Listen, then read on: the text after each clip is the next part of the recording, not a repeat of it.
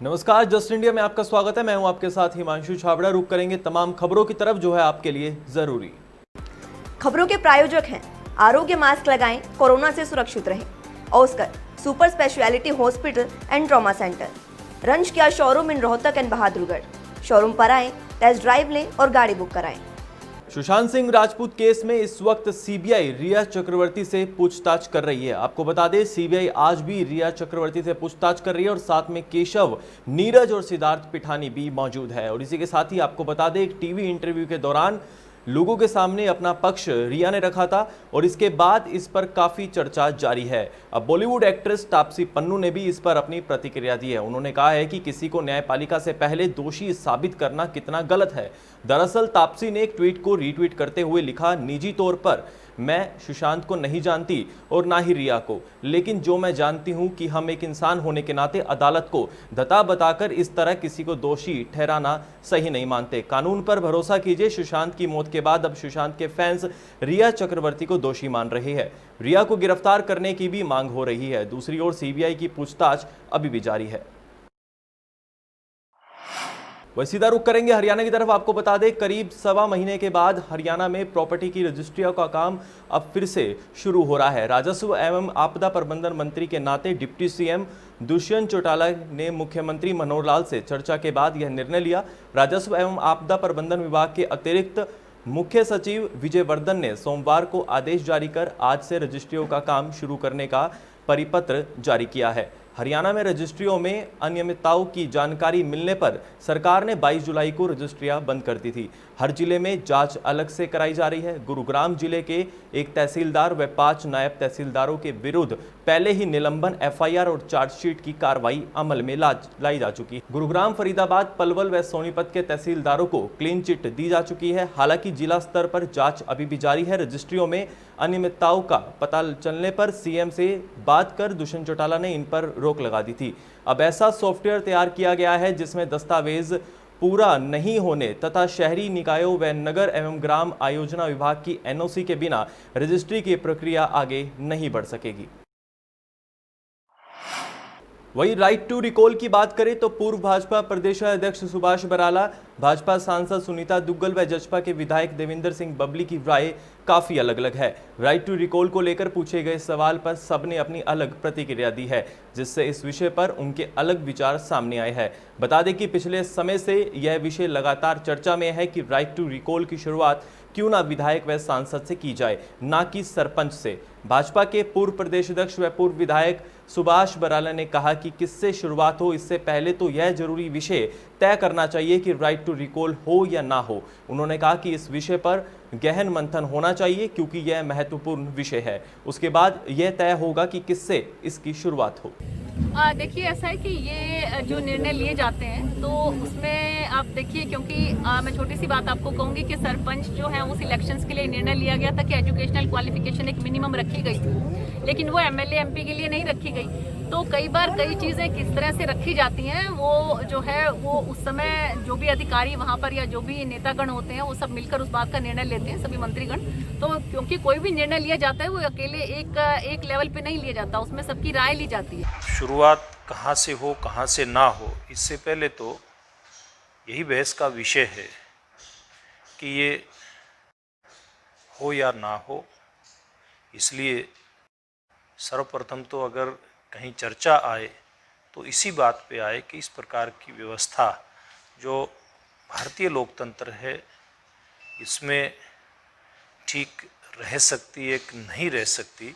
सबसे पहले इस बात पर चर्चा होकर के फिर आगे बढ़ेंगे, तब जाकर के कहीं इस तरह के विषय को समझ करके आगे बढ़ाना ना बढ़ाना इस निर्णय के ऊपर पहुंच सके। पहले 5 साल के लिए मौका देती है चुनकर, अगर जिस भावना से और जिस सोच से चुनती है, अगर वहाँ खरा नहीं उतरता तो मेरे ख्याल से राइट टू रिकॉल का जो कई प्रदेशों में है तो अपने हरियाणा में तो क्या बुराई है, उसमें होना चाहिए। महिलाओं की आवाज पूर्व विधायक श्रीमती रेणुका बिश्नोई को जन्मदिवस की हार्दिक बधाई और शुभकामनाएं। निवेदक योगेंद्र नाथ मल्होत्रा, वरिष्ठ कांग्रेस नेता, जिला रोहतक। हरियाणा में अनलॉक 4 का आज पहला दिन है। कोरोना मरीजों की संख्या लगातार बढ़ती जा रही है और वही आपको बता दें, आज फतेहाबाद में भारतीय जनता पार्टी के उपाध्यक्ष रमेश सिंगला की कोरोना से मौत हो गई। वे गुरुग्राम के मेदांता हॉस्पिटल में भर्ती थे। बता दें कि 28 अगस्त को रमेश सिंगला और उनका बेटा कोरोना पॉजिटिव मिले थे और हालांकि उनके बेटे की हालत अभी भी ठीक है। वहीं प्रदेश की बात करें तो कल कोरोना संक्रमित का आंकड़ा 65,000 के पास पहुंचने वाला है। जींद के भाजपा विधायक कृष्ण मिड्डा और पूर्व परिवहन मंत्री कृष्णलाल समेत सोमवार को प्रदेश में रिकॉर्ड 1450 कोरोना संक्रमित मामले मिले हैं। वही रुक करेंगे पलवल की तरफ। आपको बता दें, बीती देर रात स्वास्थ्य विभाग व सीआईए की टीम द्वारा मेडिकल स्टोर संचालक के निवास पर संयुक्त छापेमारी की गई। छापेमारी के दौरान टीम को गर्भपात वाली किट व कई प्रकार की नशीली दवाइयां बरामद हुई। साथ ही पुलिस की टीम ने आरोपी को मौके से हिरासत में ले लिया। और आपको बता दें, पलवल स्वास्थ्य विभाग की टीम इंचार्ज ड्रग्स कंट्रोल अधिकारी डॉक्टर कृष्ण कुमार ने बताया कि सीआईए की टीम द्वारा जिला civil surgeon doctor Brahmdeep Singh को सूचना दी गई कि हरिनगर निवासी सोनू, जो कि मेडिकल स्टोर चलाता है, वह युवाओं को नशीली दवाइयां उपलब्ध कराता है, जिससे कि युवाओं के स्वास्थ्य के साथ खिलवाड़ हो रहा है। सूचना के आधार पर सिविल सर्जन द्वारा टीम गठित की गई, जिसमें महिला डॉक्टर निधि व उप सिविल सर्जन डॉक्टर जेपी प्रसाद को शामिल किया गया। दोनों टीमों ने मिलकर सोनू के घर हरिनगर में संयुक्त छापेमारी की और छापेमारी के दौरान 7 प्रकार की अवैध दवाइयां बरामद की गई। फिलहाल शिकायत के आधार पर कार्रवाई की जा रही है। इसके दौरान आगरा चौक पर मौजूद थे मुखबर द्वारा सूचना मिली कि Sonu son of Rajesh resident of Harinagar Palwal नशीली दवाइयों का कारोबार करता है। जिसके अनुसार सीएमओ साहब से बात करके डॉक्टर्स टीम अपॉइंटमेंट कराई, जिसमें डॉक्टर जेपी प्रसाद, डॉक्टर निधि और doctor Krishna Kumar district drug controller मौके पे आए और नए तहसीलदार साहब श्री रोहतास जी को भी सूचना दी, जो मौके पर आए। डॉक्टर टीम के अनुसार नशीली दवाइयाँ मिली हैं, यहाँ एमटीपी किट भी मिली हैं जो प्रतिबंधित हैं सारी, जो एनडीपीएस एक्ट के अनुसार सोनू के खिलाफ कार्रवाई की जा रही है। हमने इस घर पे छापामारी की। छापामारी के दौरान यहाँ 7 तरह की हमारे को दवाइयाँ मिली, जिनमें से 2 दवाइयाँ एनडीपीएस एक्ट के अंदर कवर होती हैं और जो कि नशेड़ियों के द्वारा नशे में यूज की जाती हैं।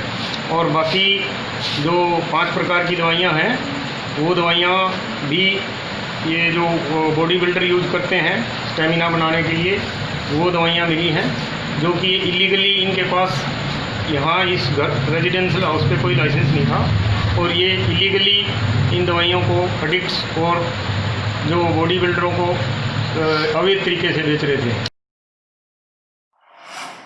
शहर में ओवरलोड वाहनों की आवाजाही अधिक होने के कारण राहगीरों को परेशानी का सामना करना पड़ रहा है। राहगीरों की परेशानी का निपटारा करने के लिए आरटीए विभाग पूरे एक्शन में है। आरटीए विभाग ने ओवरलोडेड वाहनों पर कार्रवाई करते हुए चालान काटे और कई वाहनों को इंपाउंड भी किया। शहर के अंदर ओवरलोड वाहनों की आवाजाही अधिक होने के कारण राहगीरों को हादसों का डर बना रहता है। आरटीए विभाग के ट्रांसपोर्ट सब इंस्पेक्टर विकास यादव ने बताया कि आरटीए विभाग की सचिव एवं एडीसी रंजीत कौर के निर्देशानुसार 2 टीमों का गठन किया गया, जो दिन रात शहर के भारी चौक पर खड़े होकर ओवरलोड वाहनों की चेकिंग करती है। सब इंस्पेक्टर ने ओवरलोड वाहनों पर कार्रवाई की चर्चा करते हुए बताया कि अगस्त महीने में अब तक हमने 28 लाख का जुर्माना वसूला है और 60 वाहनों को इंपाउंड किया गया है।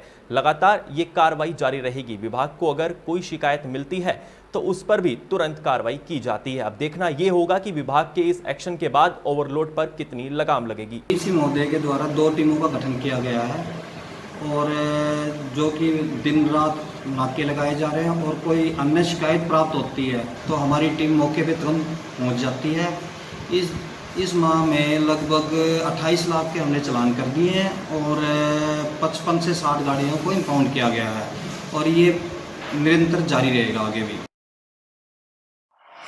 बात करें यमुनानगर की तो आपको बता दें, नवनियुक्त डीईटीसी अशोक पंचाल ने कार्य संभालते ही स्टाफ के साथ बैठक की। वही टैक्स के बारे में बात करते हुए बताया कि कोविड-19 के चलते सरकार को पैसे की जरूरत है। ऐसे में सभी व्यापारी और एसोसिएशन के पदाधिकारी आगे आए, टैक्स जमा कराए, सरकार को सहयोग करें। उन्होंने कहा कि कारोबारियों के पास 1 महीने का समय है, उनसे अपील है कि इस अवधि में ईमानदारी से टैक्स जमा कराए।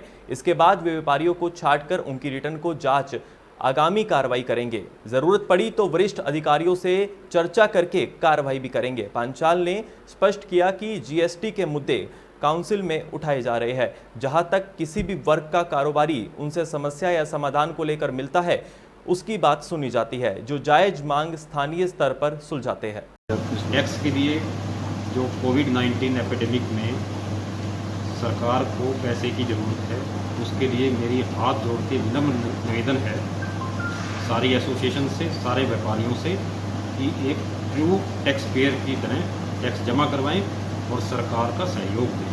ज़रूर एक्शन लेंगे। 1 महीने के लिए मैं टाइम दूंगा कि आप टैक्स जमा करवाएं, ट्रूली टैक्स जमा करवाएं। उसके बाद मैं व्यापारियों को छांट के कि हाँ किस तरह के काम कर रहे हैं वो उनकी रिटर्नों से चेक करके ज़रूरत पड़ी तो हायर अथॉरिटी से परमिशन लेंगे, इंस्पेक्शन करवाएंगे। रोहतक शहर में रोटरी क्लब ऑफ रोहतक और नगर निगम रोहतक के द्वारा चलाए गए वृक्षारोपण अभियान के तहत आज सर्विसेज क्लब रोहतक में पौधारोपण किया गया। पौधारोपण के अवसर पर रोहतक के नवनियुक्त उपायुक्त मनोज कुमार, नगर निगम मेयर मनमोहन गोयल और एलपीएस बोसाट के एमडी राजेश जैन भी मौजूद रहे। पौधारोपण के अवसर पर उपायुक्त रोहतक ने पौधारोपण करते समय लोगों को पौधारोपण करने की अपील की। सर्विसेज क्लब में नगर निगम मेयर ने क्लब को हरा भरा करने और सर्विसेज क्लब में स्वच्छ वातावरण बनाने के लिए पौधारोपण किया। पौधारोपण अभियान के तहत शहर में 10,000 पौधे लगाए जाने हैं। रोटरी क्लब ऑफ रोहतक और नगर निगम के अभियान के तहत शहर को हरा भरा बनाने की मुहिम जारी है। कोरोना काल में लोगों को संक्रमण से बचाने के लिए उपायुक्त मनोज कुमार ने लोगों से मास्क लगाने और सोशल डिस्टेंसिंग का पालन करने की अपील की है। इसी बीच एलपीएस बोसाट के एमडी राजेश जैन ने लोगों से ज्यादा से ज्यादा पौधे लगाकर वातावरण को साफ सुथरा बनाए रखने की अपील की। खबरों के प्रायोजक थे Pramod trading company, tiles, sanitary ware, Ghanipura, Jhajjar road, Rohtak. Asian colour coated Ispat limited. Be Fast Fit, India's fastest growing fitness chain, now at Rohtak D Park. Corona महामारी से लड़ने के लिए आरोग्य मास्क लाया है आपके लिए सबसे आधुनिक मास्क। इसके साथ ही आपको मिलेगी आधुनिक पीपीई किट, वो भी बहुत ही सस्ते रेट पर। contact@arogyamask.com पर जाएं और हमसे संपर्क करें या फिर www.arogyamask.com से जुड़ें। इसके साथ ही आप हमें कॉल कर सकते हैं। हमारा पता है Anand international, plot number 181, sector 25, Panipat, Haryana.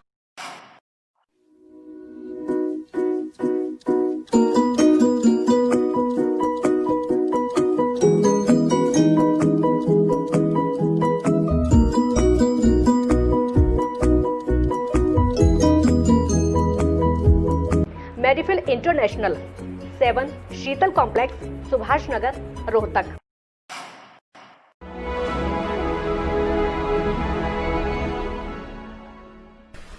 चाचा, आपने नया घर बनवाया है तो घर की छत पर कौन सी शीट लगवाई है?